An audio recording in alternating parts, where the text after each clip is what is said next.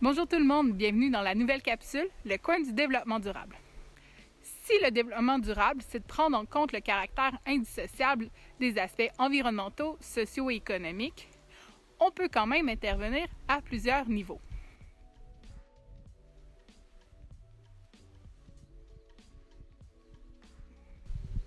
Au cours de la première capsule, je vous ai parlé de pastilles qui allaient apparaître ici et là au fil des vidéos et des outils pour illustrer les différents enjeux qui sont en lien avec le développement durable. Ces enjeux sont adaptés du guide d'application des principes de développement durable dans la gestion des entreprises, ou plus simplement appelé le guide BNQ 21000. Quand on parle de développement durable, automatiquement, on pense à l'aspect environnemental. On ne peut pas passer à côté parce qu'après tout, c'est la condition de base du développement durable. Aujourd'hui, je vous présente les 5 enjeux en lien avec l'aspect environnemental. Le premier enjeu, c'est celui auquel on pense le plus rapidement, soit la gestion des matières résiduelles.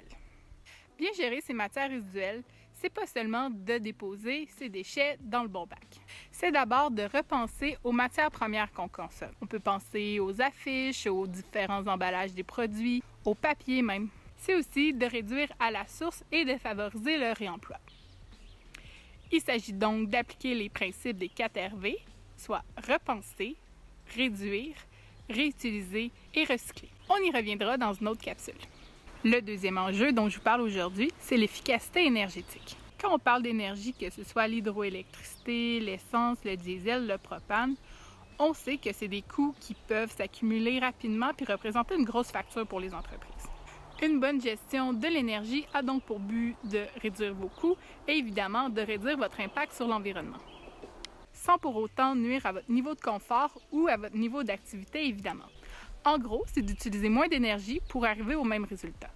Restez à l'affût, on va bientôt publier un mode d'emploi sur la réduction des gaz à effet de serre qui inclut plusieurs suggestions pour améliorer votre efficacité énergétique. Le troisième enjeu, c'est la gestion de l'eau. Même si un quart de la population mondiale est menacée par la pénurie d'eau, ça ne nous semble pas toujours si évident au Québec où on est entouré de lacs et de rivières. Pourtant, l'eau est une ressource précieuse qu'on doit utiliser avec soin pour assurer un accès pour tous. Une mauvaise utilisation de l'eau peut entraîner une augmentation des coûts de traitement pour les installations municipales et au final, ce sont tous les citoyens qui doivent en payer la facture. Une gestion intelligente de l'eau prend en compte, premièrement, de la réduction de consommation d'eau potable. On n'a pas toujours besoin de chercher bien loin.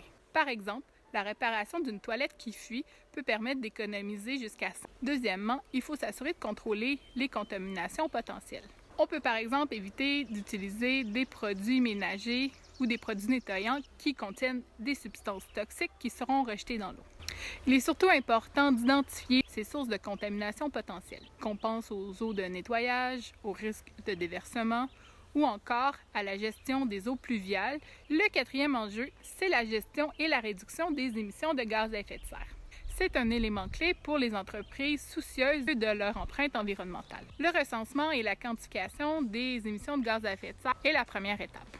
Comme nous l'avons fait grâce à notre projet d'inventaire auquel 79 d'entre vous avez participé. On a donc maintenant un point de référence, un point pour mesurer nos progrès vers la réduction au cours des prochaines années. Parce que ne l'oublions pas, le principal objectif, c'est de réduire ces émissions de gaz à effet de serre. Évidemment, pour nous, la consommation d'énergie est une source importante d'émissions. Mais c'est une mesure qui peut également inclure la gestion des matières résiduelles, le transport de marchandises, la consommation de matières premières également. Par exemple, on a mesuré l'impact de l'utilisation des pots de plastique dans notre inventaire parce que plusieurs d'entre vous aviez mentionné la difficulté de gérer ces pots. En ayant mesuré l'impact des pots en termes de gaz à effet de serre, on pourra plus facilement comparer les différentes solutions qui existent. Finalement, le dernier enjeu, c'est la gestion de l'impact environnemental local et des autres types de pollution. On peut par exemple penser aux impacts d'activités sur un cours d'eau ou encore sur les milieux humides à proximité ou encore pour des espèces protégées. On pourrait aussi penser aux attraits des paysages ou encore à la création du lot de chaleur. On prend aussi en compte toutes les autres formes de pollution, que ce soit dans l'eau, dans l'air ou dans le sol. On pourrait par exemple penser à des déversements accidentels, à l'utilisation de pesticides ou même encore à la pollution sonore et aux odeurs. En résumé, on peut dire que l'aspect environnemental du développement durable, c'est d'utiliser avec prudence les ressources limitées de la nature afin d'en tirer le plus grand avantage possible tout en maintenant un environnement sain pour les générations futures. Alors voilà, je vous invite à aimer la vidéo et à vous abonner à l'infolette ainsi qu'à la chaîne YouTube de la coopérative horticole Groupex pour ne manquer aucune capsule. Merci, à la prochaine!